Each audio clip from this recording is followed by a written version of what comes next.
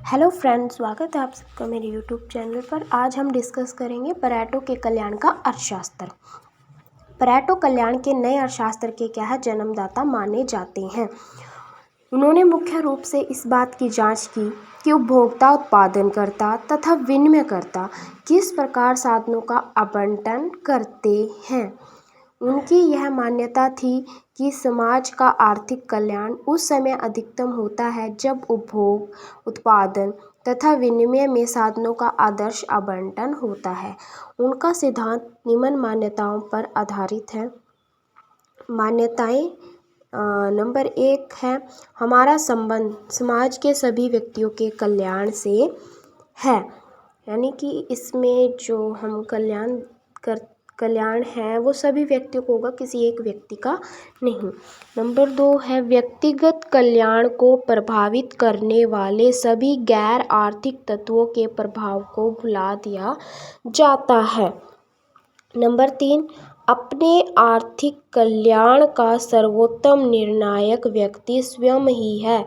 इस प्रकार परेटो उपभोक्ता एवं उत्पादक की सार्वभौमिकता को स्वीकार करते हैं। यानी कि जो व्यक्ति का आर्थिक कल्याण है वो उसके स्वयं के द्वारा ही ज़्यादा हो सकता है अगर वो अपने कल्याण को लेकर अवेयर है तो। नंबर 4 है, परेटो ने पूर्ण प्रतियोगिता को स्वीकार किया, इसीलिए कोई एक उपभोक्ता या उत्पादनकर्ता कीमत को प्रभावित करने में सक्षम नहीं होता है। ठीक है, पूर्ण प्रतियोगिता में हमने पढ़ा भी था कि जो कीमतें हैं वो कोई एक व्यक्ति नहीं डिसाइड कर सकता, तो इसीलिए परेटो ने भी पूर्ण प्रतियोगिता को स्वीकार किया।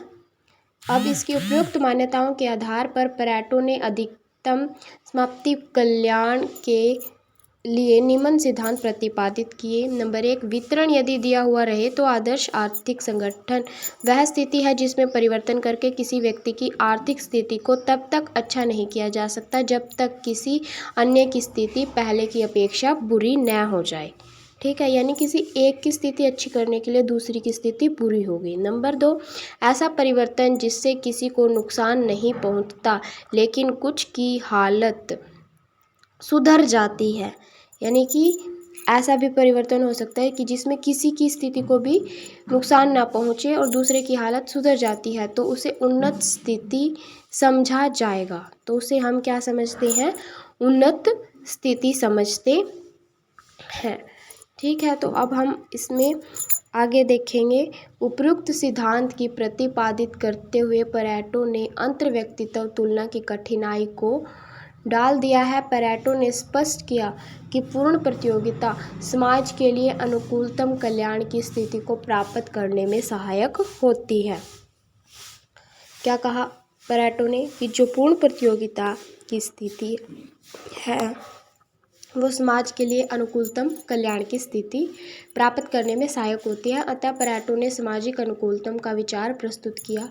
परेटो के अनुसार यदि कोई परिवर्तन किसी को हानि नहीं पहुंचाता तथा कुछ लोगों को श्रेष्ठतर बनाता है तो वह निश्चय ही सुधार है, या इसे हम सामाजिक कल्याण में वृद्धि भी कह सकते हैं। अब हम देखेंगे परेटो के मानदंड को चित्र के अनुसार कैसे स्पष्ट कर सकते हैं। तो ये डायग्राम बनाया है, इसमें OX जो एक्स अक्ष है उस पर A यूटिलिटी और OY अक्ष पर B यूटिलिटी को दर्शाया गया है।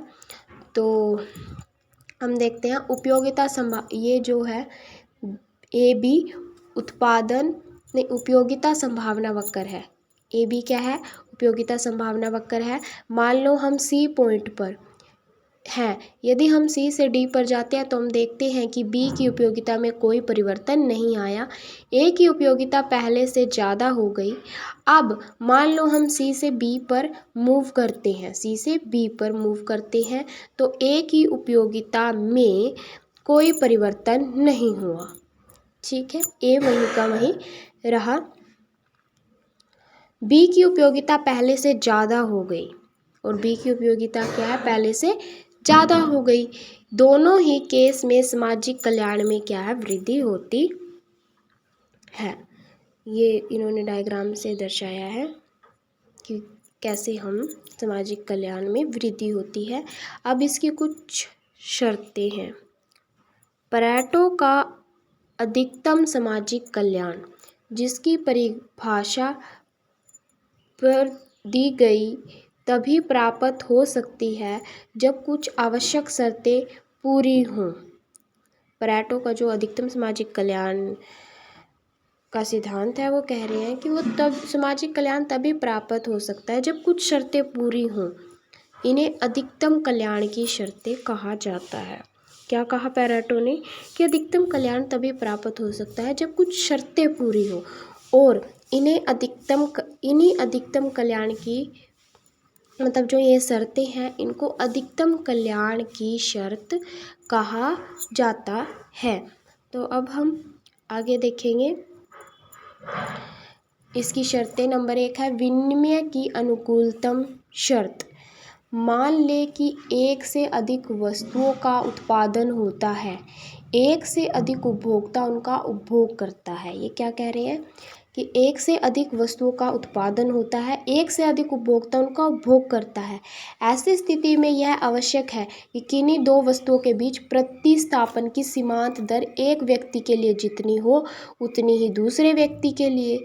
जब ऐसा मान लिया जाता है कि दोनों व्यक्ति इन दोनों वस्तुओं को उपभोग करते हैं, यदि ऐसा नहीं हुआ तो विनिमय के माध्यम से एक व्यक्ति के संतोष में वृद्धि दूसरे व्यक्ति के संतोष में कमी किए बिना ही की जा सकती है। इसे समझने के लिए निम्न चित्र बनाया गया है। इसे देखिए, तो ये एक चित्र बनाया गया है। तो इसमें जो नीचे है OA, ये नीचे दिया गया है उपभोक्ता ए द्वारा एक्स का उपभोग, इधर साइड में दिया गया उपभोक्ता ए द्वारा वाई का उपभोग, इधर दिया गया उपभोक्ता बी द्वारा वाई का उपभोग, ऊपर दिया गया उपभोक्ता ए द्वारा एक्स का उपभोग।